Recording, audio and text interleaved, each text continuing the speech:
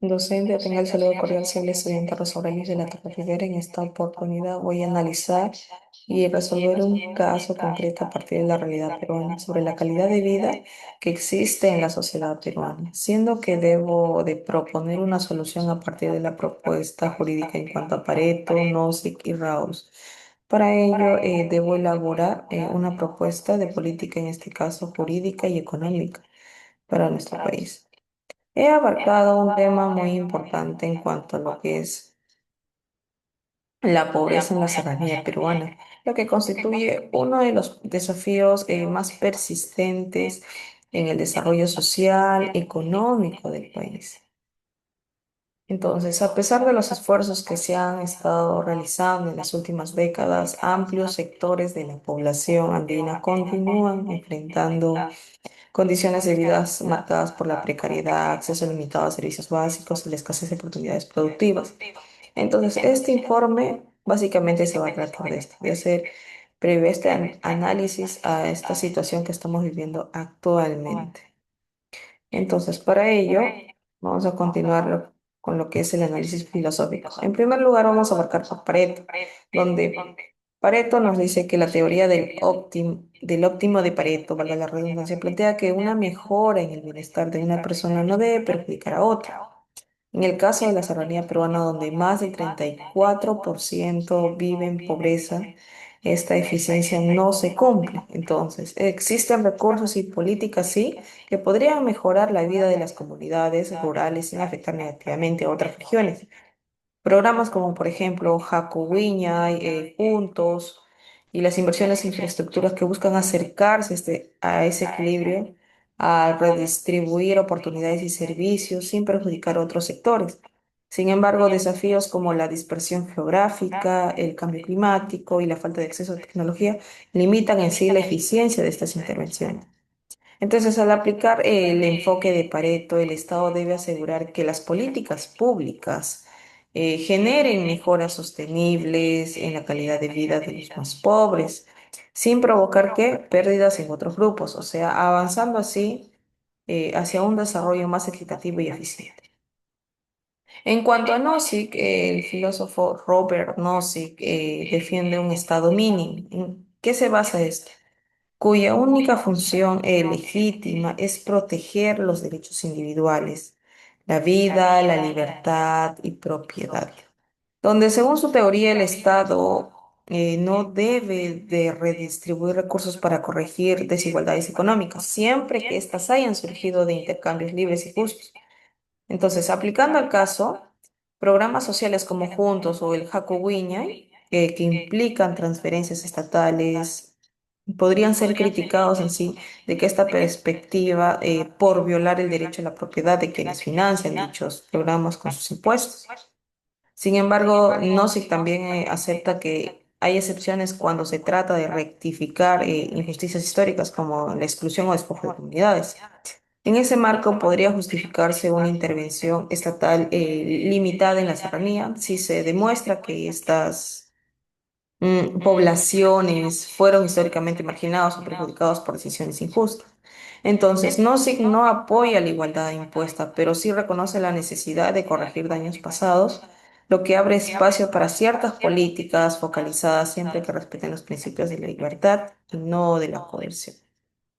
Y por último, por John Rawls, donde plantea que una sociedad justa que debe mejorar las condiciones de quienes están en la peor situación. Su estrategia de Maxime indica que las desigualdades solo son aceptables y benefician a los más desfavorecidos. En el Perú, este grupo claramente está representado por las comunidades rurales en la serranía, donde el 34% que vive en pobreza y el 12% en pobreza extrema. Desde esta visión, los programas del Estado, como vuelvo a recalcar el Jaco, Wiña y Juntos y las obras de infraestructura, van en la dirección correcta, pero aún no logran mejorar lo suficiente la vida de los más pobres. Por eso, aplicar el enfoque de Rawls implica reorientar las políticas públicas para que prioricen efectivamente a estas comunidades. Más inversión en educación, salud, conectividad y capacidades productivas en la sierra. Entonces, sin que esto dependa del azar del nacimiento o ya sea de la misma geografía. Entonces, un país justo no es el que crece más rápido, sino el que mejor o el que mejora la vida de quienes menos tienen. Y en el Perú eso significa actuar con decisión, en este caso por la serranía peruana. Ahora vamos a abarcar lo que es las propuestas de solución. En este caso, para Pareto, es lo que se quiere es reducir significativamente la pobreza y pobreza extrema en zonas altandinas mediante políticas públicas, redistributivas, focalizadas y productivas, que generen mejoras sostenibles en las condiciones de vida, sin comprometer el equilibrio macroeconómico nacional ni el bienestar de otras regiones. En este caso, cuando hablamos de redistribución, buscamos priorizar el gasto social en zonas de mayor pobreza rural, pero sin reducir los recursos de regiones no pobres, sino reorganizando partidas objetivas ineficientes o duplicadas. U otro también podría ser crear un fondo de equilibrio territorial, ¿no? Alimentando por recursos fiscales no ejecutados en sectores de baja eficiencia. Políticas productivas rurales sostenibles, como lo que es expandir el programa Jacubiña con enfoque territorial y cadenas de valor, incorporando infraestructura agrícola, conectividad digital y servicios financieros rurales. Asimismo, introducir incentivos fiscales para el sector privado que invierta en cuanto a lo que sea agroindustria, tecnología o educación rural en zonas de alta pobreza. En cuanto al sistema de intervención multisectorial articulada, se busca unificar en realidad programas sociales dispersos bajo un solo sistema, ¿no?, de intervención rural para evitar qué cosa, la duplicidad, mejorar en cuanto a la eficiencia del gasto y generar impactos acumulativos. Ahora, por otro lado, con NOSIC, inspirados en NOSIC, esta propuesta parte del principio de que el Estado no debe imponer la redistribución de la riqueza, pero sí puede intervenir en cuanto de manera legítima para rectificar injusticias pasadas, especialmente cuando los pueblos han sido históricamente dañados, ¿no? Excluidos, discriminados o despojados de sus derechos básicos. Se propone entonces una estrategia de rectificación limitada, es decir, voluntaria, descentralizada y enfocada en la autonomía comunitaria y la cooperación local, en lugar de transferencias impuestas desde el Estado central. Entonces, ¿qué buscamos? La compensación por exclusión estructural histórica, es decir, reconocer que muchas comunidades andinas han sido históricamente marginadas del acceso a tierra, mercado, justicia y servicios. Entonces se busca también establecer un fondo de reparación territorial donde se financia con recursos voluntarios, asimismo la cooperación internacional y alianzas públicos y privadas. Ahora, esas alianzas locales voluntarias para el desarrollo es que se trata de fomentar asociaciones locales públicos y privadas comunitarias, claro que sí, donde los ciudadanos, empresas y gobiernos locales colaboran en forma voluntaria en proyectos de desarrollo productivo, educación y salud. Por ejemplo, programas de inversión privada rural en agrícola sostenible con participación de toda la comunidad. Otro punto puede ser en cuanto a lo que es la propiedad individual y comunitaria reforzada, es decir, la titulación masiva y segura de tierras comunales e individuales en la sierra para garantizar la propiedad legítima como la base del desarrollo. Esto permite que las comunidades mismas acumulen y transfieran riqueza de forma legítima, cumpliendo el principio de Nozick sobre adquisiciones y transferencias justas, ¿no? Y por último, tenemos la teoría de Rawls, donde abarca de que una sociedad justa debe mejorar prioritariamente la situación de los grupos más desfavorecidos.